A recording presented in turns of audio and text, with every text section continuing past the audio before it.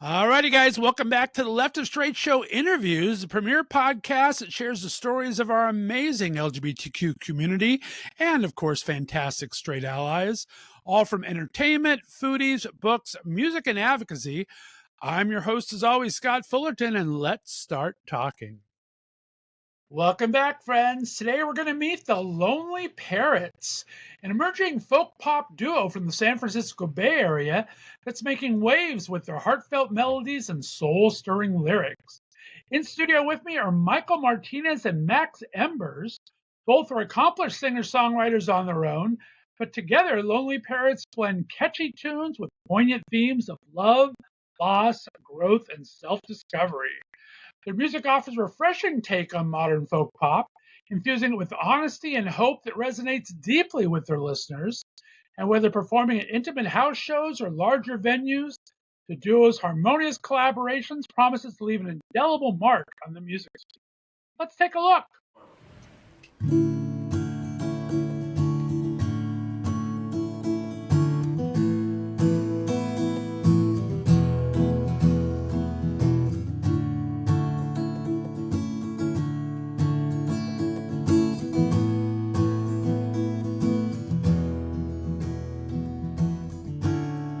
Singing old Coldplay songs somebody showed me when I was young.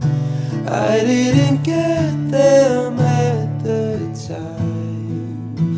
Oh, but now I'm seeing it in all yellow, learning how to love and let go, living like there's some things you can't fix and still you will grow, looking at the same sky, falling into new eyes, meeting garden sunsets and riverbeds and good sex. Oh, oh, oh, oh, nobody knows where we end up when we go.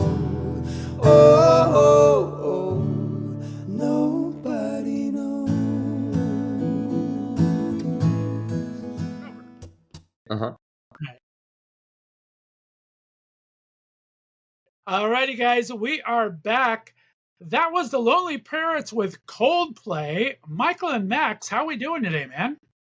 We're Doing doing well. really good. Thank you for having us. I'm excited to have you. Thanks so much for coming on. I'm loving the music. Our buddy Scott kind of turned me on to you a bit, and so I've been listening to things and watching some videos. So I'm excited to be able to talk to you. Welcome to the show. Thank for you having us. Thank you. Always like to ask first two questions for all my first time guests here. So let's do a little bit from each of you. Why don't Okay. each of you tell me a little bit about where you grew up and what kind of a kid were you? Michael, we'll start with you. Well, I grew up here in the San Francisco Bay Area. And yeah, I mean, my childhood was I had a beautiful childhood. There was a lot of nature and music, and it was, yeah, a lot of Sundays at grandma's house kind of thing, and she had a piano there, and I was always allowed to make everyone congregate to listen to whatever I was coming up with. So it was very supportive in my family. What kind of shows would you put on for your family? I mean, there's like a picture of me where I'm like conducting with a chopstick to a fake orchestra. I didn't become a conductor, Nice. sadly, but yeah, they were just very encouraging of my like fantasies and dreams of music and stuff. So that was a big part of my childhood. I was also like a Boy Scout, so that was like where I mean my mom's dad was like a Cub Scout leader or something. I forget what the Scoutmaster, I think. So that was just like part of the territory. And yeah, so did a lot of like just spent a lot of time in nature growing up and a lot of extracurricular activities, but the one that was always the strongest was like music, and I was a theater kid too, so that was my introduction to music, was musical theater, and I just love to sing, so I took any chance I could to do that. Yeah. I love that. I was born and raised in SoCal, but I did live in Monterey for 2 years. So I would go up every once in a while, kind of explore around the Bay Area and the Redwoods. Amazing. take along the PCH up there, and I love that area. So that's Yeah. fantastic. Max, what about you?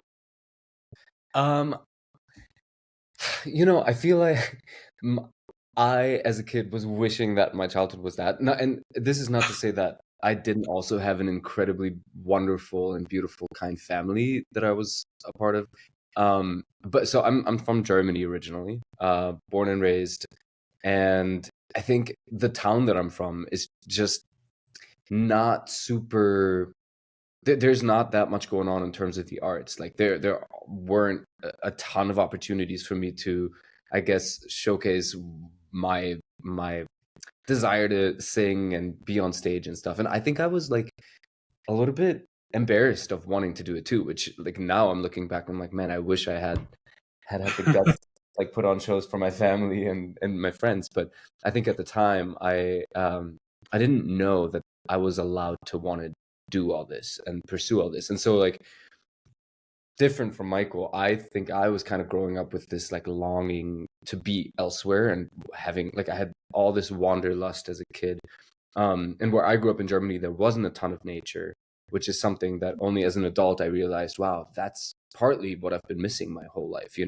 Now that I get to live in the Bay Area, I like we connect a lot over going hiking and writing our songs on beaches or in the woods or something. And so I feel like it wasn't until I was a teenager that I was like, okay, I get it now. I want to be somewhere where there's nature, and I want to be like in the middle of like a bubbling cultural scene of artists. And so that's why eventually I left and came to the States. That's amazing. I love that story. And you guys are both out and part of our LGBTQ plus community, so I appreciate that. Happy Pride to you. Happy Um, Right. Tell me Pride. a little bit about your coming out journey. When did you kind of first come out to yourself, and when do you feel you finally kind of started finding an LGBTQ tribe? Mm. I mean, I think I always knew, but I mean, not to bring up Boy Scouts again, but there was definitely some exploration there in that time. Right? But I think it was really when I went to college. I went to school initially when I was like 17 for musical theater, and so like I wasn't out yet, but I started to be surrounded by a lot of people who were out, and then I just I think drunkenly came out to one of my close friends, and then another one, and then it was like I used this term, but it was more like kind of like a creeping out of the closet, which I don't like the word creeping, but just like it was kind of like I was like stepping out. It wasn't like swinging the door open and like here I am. But I once I got to Boston, that's where we met at Berklee College of Music. But once I was there, I had already kind of been out for a while, but I had just recently come out to my dad, and that was like the last of my family to come out to, and so it felt like that was when my like really stepping into my queerness, like I felt Right.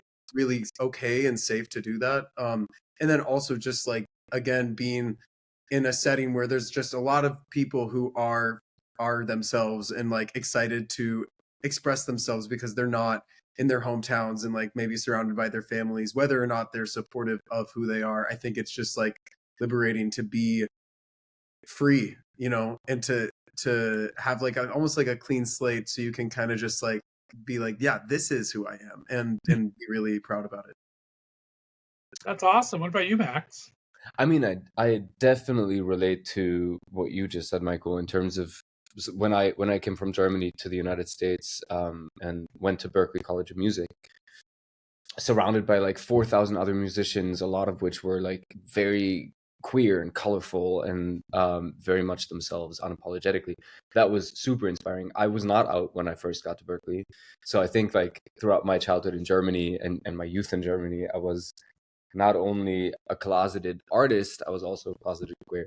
And so I think then coming to Berklee, I wish I'd had the like strength to just come out in terms of or to be who I was. But I think ultimately for me it was meeting somebody that I really fell in love with. And my first boyfriend, which like at that point I realized, okay, wait, like this is a human that I love so much, and like I'm this is bringing me so much joy. So like, if anybody has an issue with that, then they're just like not a fan of joy, I guess, which is silly.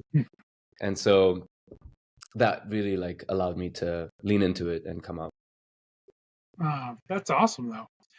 And I love you guys talk about Berkeley. I mean, we've had some good friends on the show from Berkeley. Stuart Taylor's from there. Z Machine's from there. Um, Dennis Drummond, who lives in my area in Northeast Ohio, went there. Went on to go on The Voice. Amazing guitar player. So yeah, great, great kind of background in music. Tell me, what was that like in that experience? It's such a great environment to really grow in your musical selves. How did that shape you guys to where you are now? It was, do you want to go? I mean, I think it like really opened up my world of music. You know, I think that not only is the like student body like 70% international, or I think that was what it was at the time. It's like there's just so many different influences of music. So I really got into like R&B and soul when I was getting when I got to Berkeley, like, and over my time there, that was like, oh, this music feels really good in my body and to sing. So that was like, that was pretty informative, I think, for me as an artist. But I mean, the biggest takeaway from going to Berkeley, I think for me, was just like, there are rules that they teach you so you can like learn how to make music and think about it theoretically and all of this stuff, and then you need to like break them.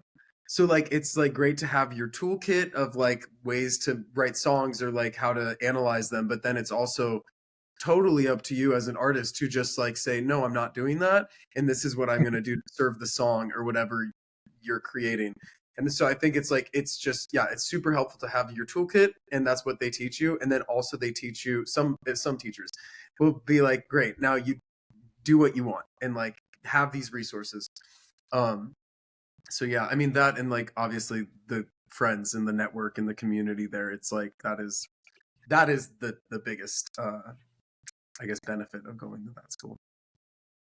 I also, I mean, I relate to all of that for sure. I think that for me, you know, as I said earlier, growing up in a part of Germany where like maybe there weren't so many opportunities for me to at least explore modern music. Like I played classical music as a kid my whole life, but coming to Berkeley, that was like, you know, the musical fame, right? Like that was my moment of experiencing that kind of environment and living my absolute dream that I'd like, I don't know, wanted to get to for as long as I could remember at that point. But I definitely feel the same as Michael in terms of, you know, like you're, on one hand, you're incredibly inspired by like the 4,000 other kids that are going to that school that are so wildly talented. And then as far as I'm concerned, I was also really intimidated by it. So like, I mean, I came in thinking I was like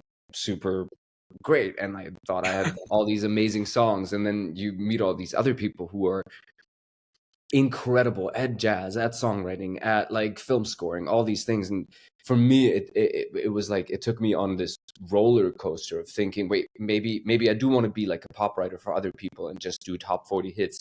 And then going in the other direction because I was surrounded by all these jazz kids. And I was like, no, I think I need to like really lean into the more exploratory like writing and be really out there with my stuff. And I don't know, just like trying all the different things until by the end of Berkeley, I think I realized no matter how hard I tried, I was never going to be like anybody else there, which is like a good thing ultimately.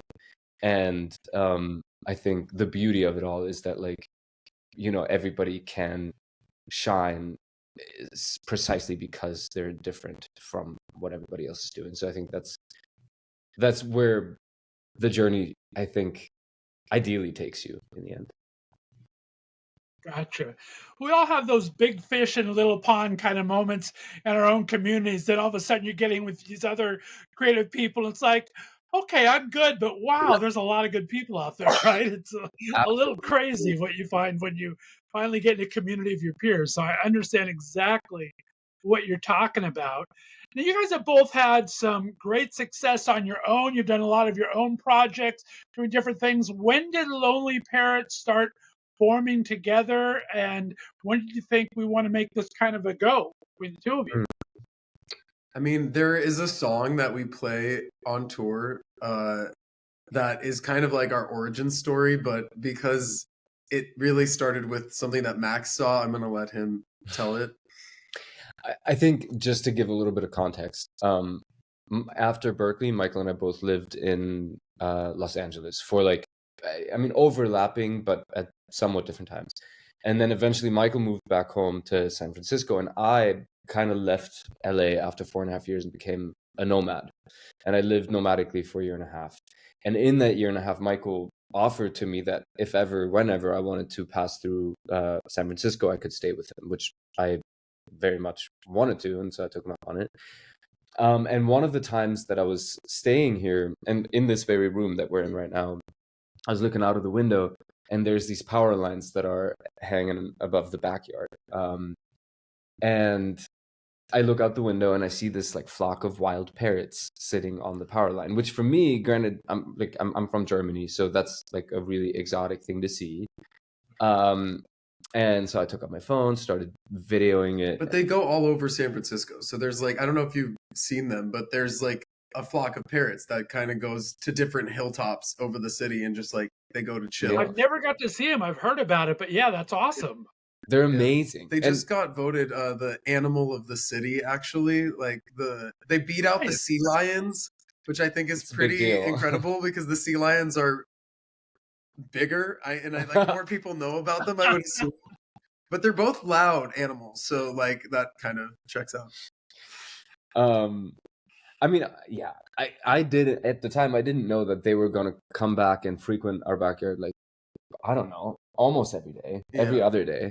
But so I'm taking a video and I'm seeing that all of these parrots were coupled up in pairs of two, except for one lonely parrot. And they were like plucking at each other and like grooming their feathers and stuff. It was very cute to see all the couples and how they were cuddling and stuff. But like the one parrot by him or herself was just like a poetically beautiful and sad thing to see. And so Michael came home and I showed him the video and we wrote like a joke song about it. It was really just a joke song, like a minute and a half, wasn't meant to be serious. And we'd been friends for 8 years at the time, but had never really written a full song together. And so when that one fell out of us, as silly as it was like a great experience. And later that day, same day, we went to our like favorite beach in the Bay Area, which is called Graywell Cove. And I brought my guitar and we wrote the song Coldplay that you played in the beginning of the podcast. So that day was just like the first time that we like really were experiencing, I guess, like this synergetic creative I don't know what the word is. I mean, like, our partnership. Yeah. And I mean, potential. basically a week and a half after that, we had another like 4 songs. So we were just like, okay, something is in the air and like we're able to harness this like energy and turn it into something really beautiful that we're both really excited about.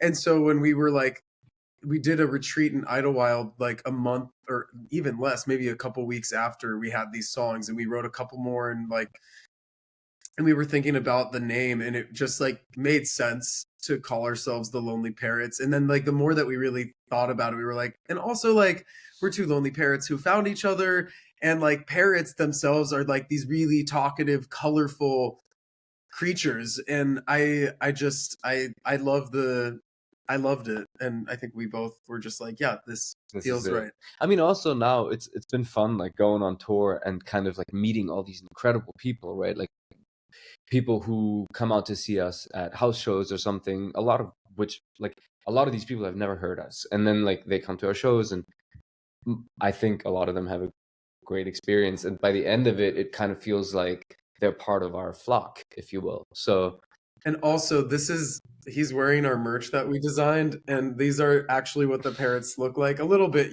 more a drawing, obviously. But yeah, it's our Lonely little Parrots mascot, I guess. Yeah. I love that. Art imitates life, which life then imitates art all of a sudden. That is fantastic. I love that story behind that. Talk about now that you've started to do this and you said it came very easily. How was your songwriting styles before as you created music for others and for yourself? And how did that blend? It sounds like it kind of blended pretty seamlessly to get 4 songs out so quickly.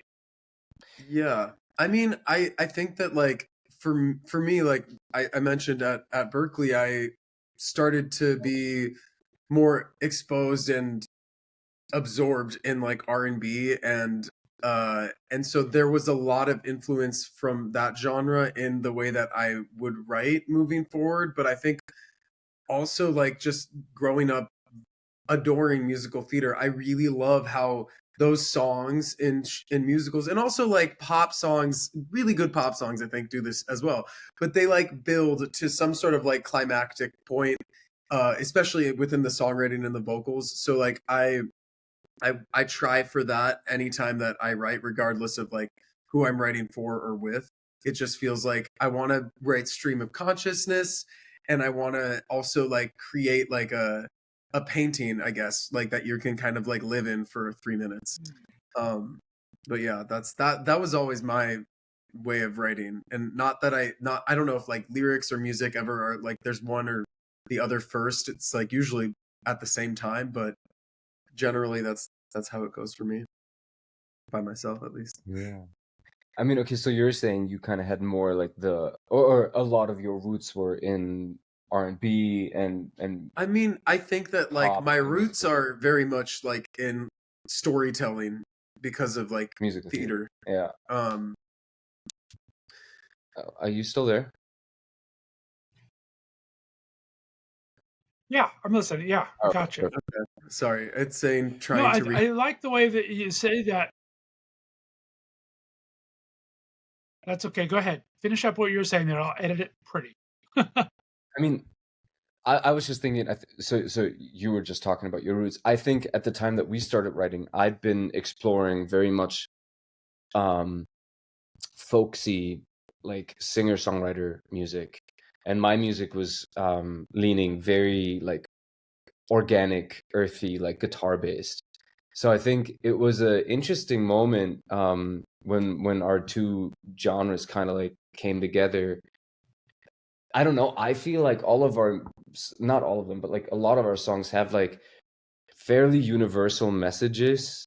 Um, and it's interesting writing from a perspective of two people that immediately like creates, I think, a different vantage point in the writing and in the performing of it. I mean, it's all personal, you know, but it is, we have to write things that we both can Right. like confidently sing and say that like this is true to us, And that's exactly what I was true going to to say. me by myself, true to Max by himself, and then true to us as like a duo. So that's been interesting. Yeah. Yeah, I think like what you said. Well, that's kind of fantastic. And I mean, I've been listening to a lot of your music as I got ready for the interview. And I think you guys have really found a great balance because you guys both have a lot of emotional honesty in your lyrics, but you are creating these engaging melodies. So I think you guys have really found a niche there that you can work with. So I just think it's fantastic. What kind of inspirations have you guys drawn from individually, and any inspiration as you guys start to work together? Who are some of your musical influences early on, each individually, and then who did you guys have? Anyone you're kind of basing this together? Anyone that you're kind of working with or thinking of when you're writing these songs? I mean, so you played the song Coldplay. We both think that they're, I mean Max is a huge Coldplay fan, so I think that the way that their messages are universal and their melodies are just like so catchy, and something about their music just kind of like soothes the soul. I think that would be an influence. I also know that we're both huge Sarah Bareilles fans. So like I think as a songwriter, she's just like probably my top. And it's not necessarily like the way that the songs are produced or anything necessarily. I think it's just like the way that she conveys emotion through her melodies and her lyrics is like just deeply touching. Um I mean, I would have also for sure said, for me, Coldplay has been like a massive influence. But then there's all these like OG songwriter, like singer-songwriters that I've been like really loving, just like I mean, from like John Denver to like Joni Mitchell or something, right? And like if at the time that we were coming together to write music together, I was like quite influenced by those more folksy roots and whatever. I think that like what happened with our joint sound was, I think, like a pretty interesting mixture of organic elements and like this singer-songwriter storytelling, but then somehow married with like a pretty universal message at its core, and pop leaning melodies that, I don't know, I think a lot of the songs, at least maybe they start fairly intimate and yeah, I don't know, like from a smaller point of energetic point or whatever, but they can't, most of them have like these bigger climactic anthemic moments, and I think we both really love getting there with music and just having it culminate in like this big firework again. Yeah. I mean, also not just like artists who have influenced us, but I think that just friendship, like our friendship and truly, like, I mean, I know Max said it, but we do love to just like bring a guitar into the woods or out onto the beach, and I think that something about being in nature, one with nature, is really inspiring. It, like, I know it kind of calms my nervous system a little bit, so I wonder if maybe personally at least, I'm more like open when I'm feeling safe, you know, in the arms of a tree or like a cove on a beach, you know. So it's less in like a dark studio that we get inspiration, but more out in the world. Mm-hmm. Well, that's actually one of my questions I had because, like I told you off air, I lived in Monterey for a couple years. So I'm familiar with that area. I used to love going up to Santa Cruz, one of my favorite. And there's definitely a sound and a vibe. So I was wondering if the San Francisco Bay Area kind of influenced your music and career at all. Talk about this folk pop. I think it's very much that nature sounds like it's really infused into it. So I think that's awesome. Thank you. I mean, I think that like before we ever wrote music together, I mean, again, we'd been friends for a good amount of time, but one of the things that happened before we started writing music together was that we were sitting on the same beach that we wrote Coldplay, and I had been like traveling around the country nomadically, and one of the things that I'd been wanting to do was play shows on sustainable farms, because I really, I mean, I was I'd seen some documentaries and was pretty convicted that like regenerative farming or permaculture is like a key to fixing a lot of the issues that we're facing ecologically speaking.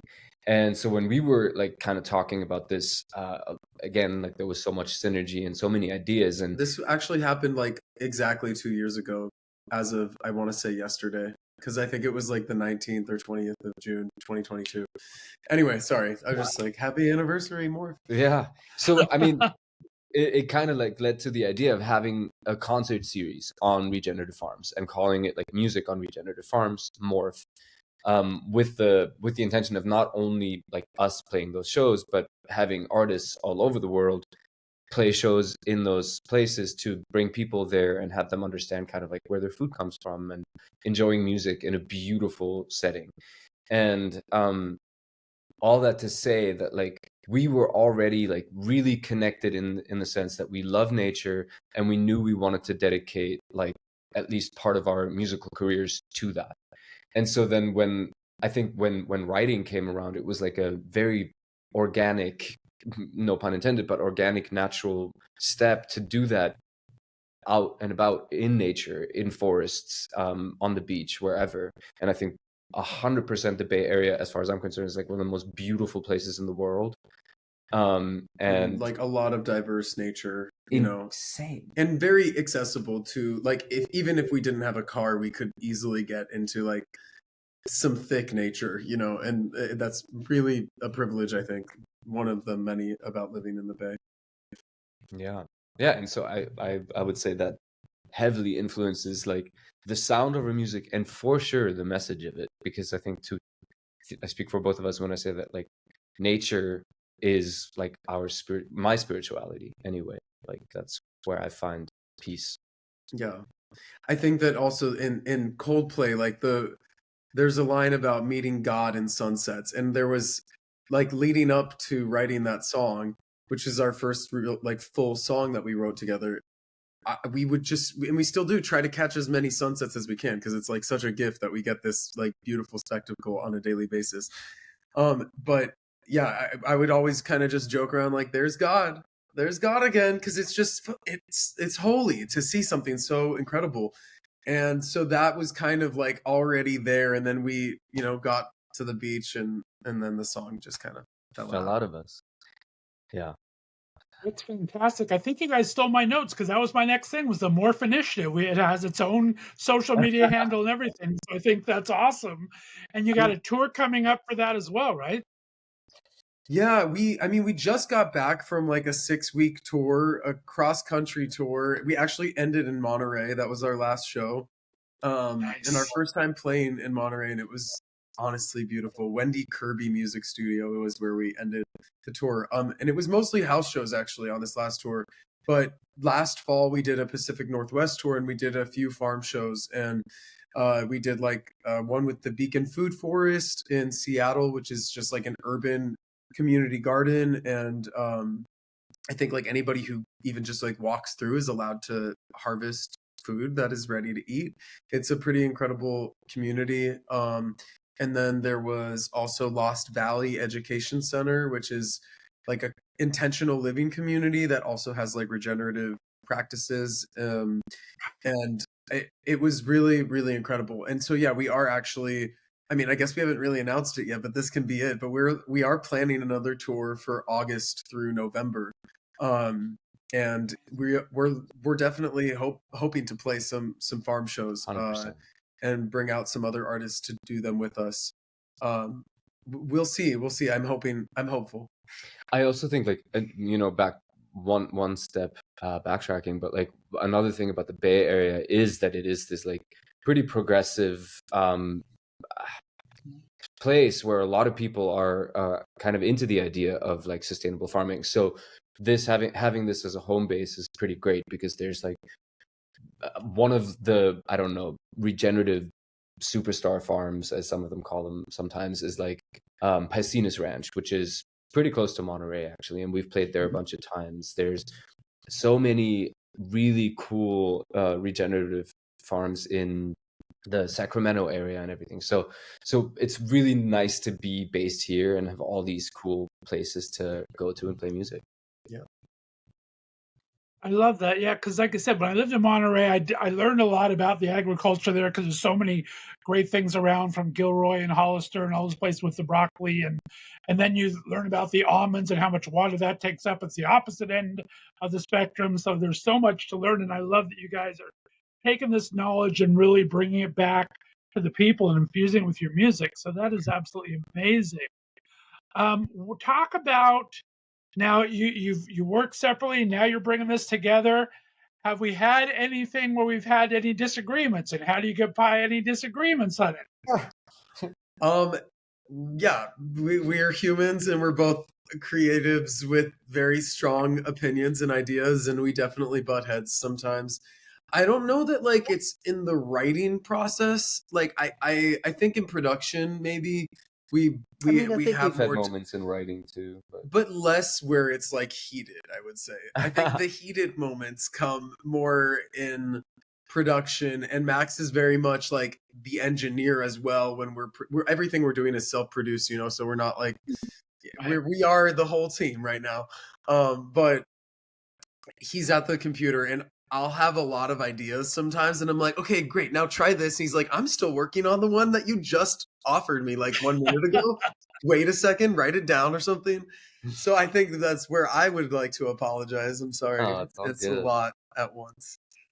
I mean, yeah, I think we're both, as you say, quite like opinionated sometimes, and we love music, and we have our very clear ideas sometimes of how we want for things to be. But I think for me, this has been like an amazing learning opportunity, because I before I told you I was nomadic for a year and a half, and I had kind of intentionally and consciously retreated from like the music scene in LA, and I had leaned into figuring out how to do everything on my own, like producing, performing, traveling around, whatever, making the artwork, making music videos.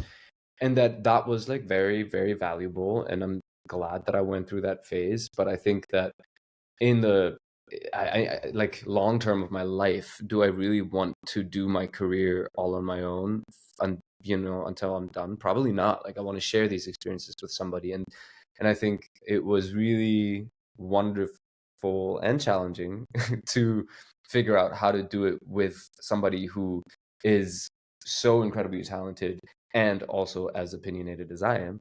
And then I think that in the year and a half that we've worked together, slowly but surely figured out kind of like how to communicate a little bit better, and figure things out without like Yeah, we're getting getting better offended. at de-escalating, which is it's Nice. very helpful.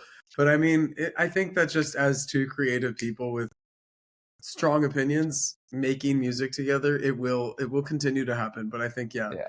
the work on de-escalation, and just like, I think one of the things that we both really try to enforce, not just with music, but like when we're writing and just like on the tour together, we kept a gratitude journal, and something about like just reminding ourselves like what we're grateful for has been really like it settles my nervous system, and I think it reminds us of like why we're doing what we're doing. Even like with where we're at, we're still very much like in the beginning stages of like I mean, our first song is coming out in like a week, so we haven't even put music out yet. But I think it's that's where I want to get back to after every show and after every session. And once we were like, this song is done, we're actually done writing this, and then it's like, okay, amazing, like thank you songwriting gods for giving us a gift again, you know. I also like one more thing that I'll add to that is like we've both, I think, realized like that, and I've never felt this with any other creative collaborator, but I think like something in our interpersonal connection and creative connection, there's something like really, really special there, in the sense that yes, it can go either way, and sometimes that means like really butting heads, and like, I don't know, the energy is like really loaded. But on the other end of the spectrum, like there have been moments of being so insanely aligned with like our vision, our creative ideas, and like just where it's like we can read each other's minds sometimes. That's like how it feels, like saying Right. something that the other is about to say, or like, I don't know. And so I think, yeah, there's clearly like a unique, incredibly beautiful connection there that is volatile sometimes, but I think that's what makes the art at the end of the day so like special, at least to us. I absolutely love it, and I'm bummed we're running out of time because I have lots more questions. But I'm glad to be here in the beginning of your guys's, really, as you start to release this music out to the more. We're going to have you on back a lot. Keep Yeah. a Yoko out of it. That's all. My only suggestion. No Yokos allowed. And let all my listeners know where they can find you, on social media, and where they can start finding this music. So on social media, we are on Instagram and TikTok at Lonely Parrots Music. So lonely, Lonely, Lonely. That's how you spell Yeah. lonely. Yeah. Look at me like that was I wrong. couldn't follow. Lonely Parrots, like the bird, not like parents with children, but parrots like the bird.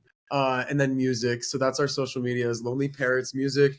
And then because we don't have music out yet, it's coming. First song is a cover of Shaka Khan's "Ain't Nobody." We are doing like a project that's like a series of covers that are love songs, and or just other songs that are reimagined as songs dedicated to Earth. So singing the "You" is Mother Nature. It's been, with everything we're doing with Morph, it's just been like really important for us to like be in line with all the things that we're doing, including our music. But yeah, so once our music is out in a week, you can find it under Lonely Parrots. And then I have my own music out at under Michael Martinez on Spotify, and your Max Embers. Yeah. And I mean, like, if you want to find Michael on Instagram or TikTok, it's Michael Can Do That. And my handle is Max Embers Music. And so, yeah. Fantastic. Well, Michael and Matt, stay on the line for me. It's been amazing getting to know you. I can't wait to have you guys back many, many times. We're going to have them next week, as a matter of fact, for 5 questions. So be sure to look for that. And we'll see you next time right here on the Left of Str8 podcast, Left of Str8 Show interviews. Have a great day, everyone. Bye-bye. Bye. Thanks for listening to the Left of Str8 Show. Be sure to subscribe on your favorite podcast distributor, and please give us a 5-star rating so more listeners can find us. You can follow us on social media, and be sure to check out our website for contests and other news and information. See you next week.